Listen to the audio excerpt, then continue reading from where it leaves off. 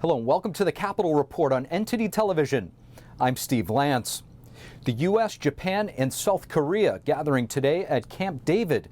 That's as rising threats from China and North Korea are drawing Washington and its key Asian allies steadily closer together. NTD's Iris Tao has more from the White House. This is a historic moment as U.S., Japan, and South Korea came together to hold their first ever standalone summit. And this is also the first time that President Biden has hosted foreign leaders at Camp David, which is a rustic mountain retreat in Maryland where a lot of important diplomatic moments happened in history. And today, as we are facing this rising threat from China, President Biden vowed to start this new era of trilateral cooperation with Japan and South Korea to bolster security. Here's what he said during their meetings. As we begin this new era of cooperation and renew our resolve to serve as a force of good across the Indo-Pacific and, quite frankly, around the world as well. So later in the afternoon, they held a trilateral press conference in the woods of Camp David. And while there, they announced that these three countries are going to have a new security agreement in which they're going to consult each other if and when a crisis happens in the Pacific region. So that's a new thing. They're also announcing new military exercises every year, as well as annual meetings among their leaders, among a variety of other items to cooperate on, of course. But this is not a mutual defense agreement like NATO. But China does not see it that way, with Beijing already accusing these three leaders of trying to start a mini NATO in the Pacific region. The White House this morning denied that, and President Biden said during the press conference that this whole summit was not about China, but he said that China did come up, and the leaders expressed concerns about China's economic coercion as well as the tensions that it's creating in the Pacific region. And here's what else he said. Watch. And today, we've all reaffirmed our shared commitment to maintaining peace and stability in the Taiwan Straits and addressing economic coercion.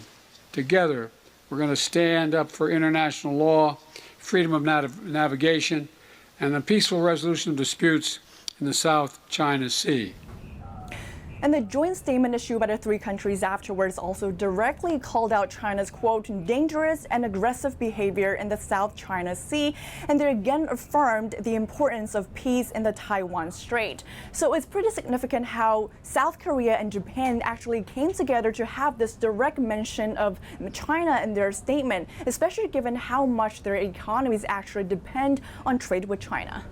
And President Biden stressed today that this new agreement struck between the three countries is not just about today, tomorrow, or this month or this year. Rather, he says it's going to last for decades. Reporting from the White House, Iris Tao, NTD News.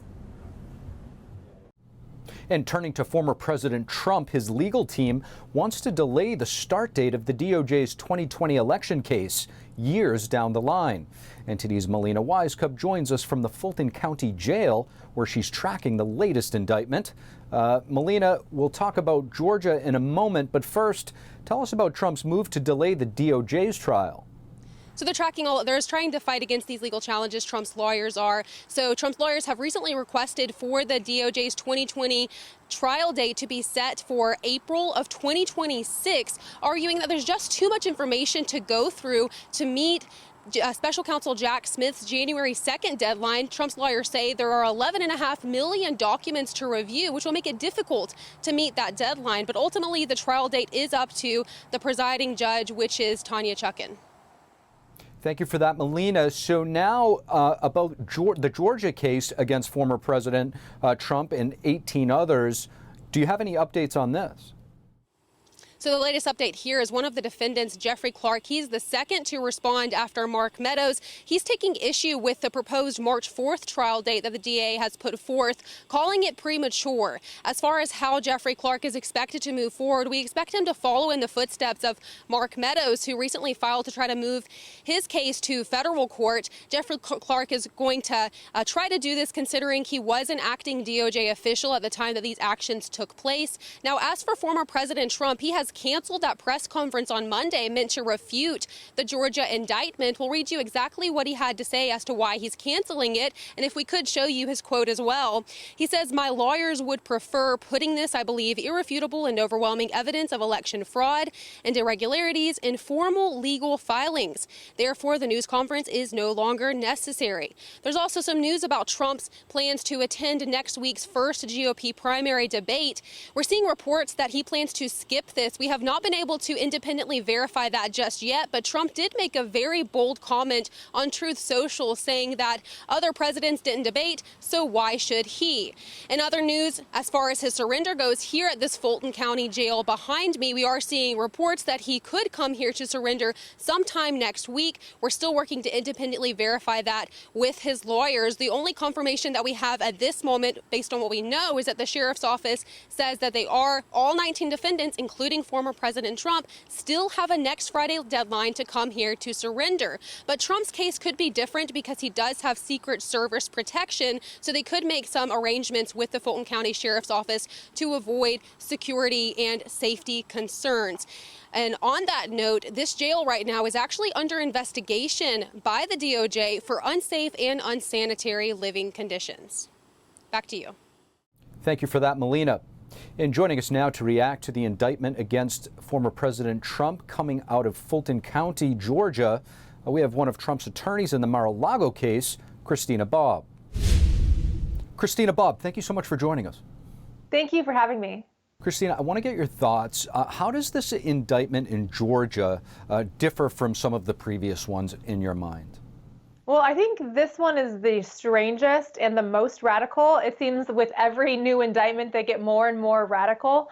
The fact that you've got a little district attorney in one county that's only part of Atlanta, it doesn't even cover the whole city, is bringing claims for racketeering in Arizona and Pennsylvania and Michigan, and she's just greatly enlarged her jurisdiction by claiming racketeering.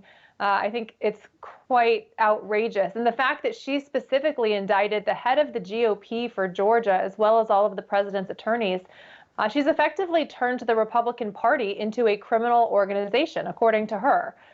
So she's blatantly criminalized political opposition. So I think there's a lot of problems with this indictment, but there's a lot of problems with all of the indictments. To that point, we're hearing now of a possible fifth indictment in Arizona. What's at risk if voters and the American people view these indictments as being political? Well, I think they are political, and I think with every indictment, they become more and more political. I'm not confident that something in Arizona is actually going to happen.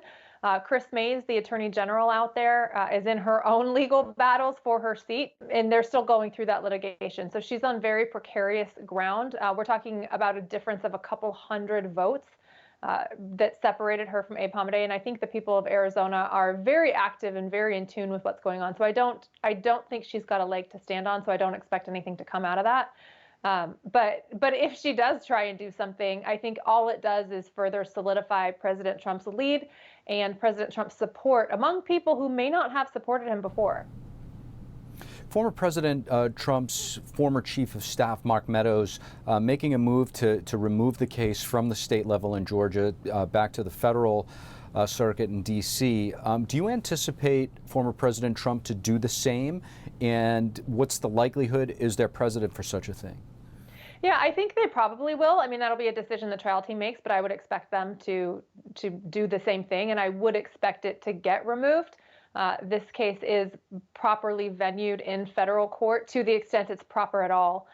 So I think that's probably likely, but we'll have to see, how that all plays out. So back to whether or not if all of this is being waged as political warfare, if the motivation was indeed to bog the former president down with legal battles, legal proceedings, do you think he'll still be able to mount a successful campaign while dealing with all of these cases? 1,000%. His campaign is only getting stronger.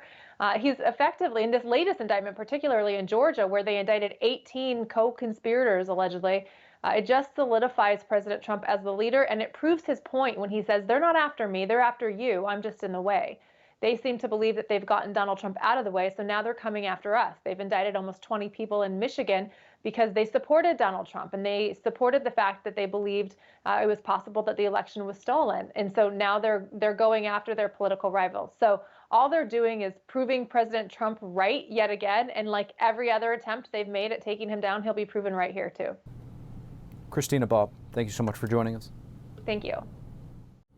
A Republican presidential conference without the party's frontrunner. Several top GOP hopefuls gathering in Atlanta, Georgia today, showcasing their messages before stepping onto the debate stage next week. I find myself in a position where, having had a miserable beginning and succeeded as a catalyst for why we should believe that America's best days are still ahead of her. The two-day forum is hosted by radio host Eric Erickson. He confirmed that former President Trump will not be in attendance. Erickson added that the event seeks to give all candidates a platform to talk about their topics other than Trump. The lineup today features former Vice President Mike Pence, South Carolina Senator Tim Scott, Florida Governor Ron DeSantis, and former UN Ambassador Nikki Haley. Former New Jersey Governor Chris Christie and biotech entrepreneur Vivek Ramaswamy will speak on Saturday. Thank you for watching the Capitol Report. If you want to see our full broadcast, check us out at epochtv.com.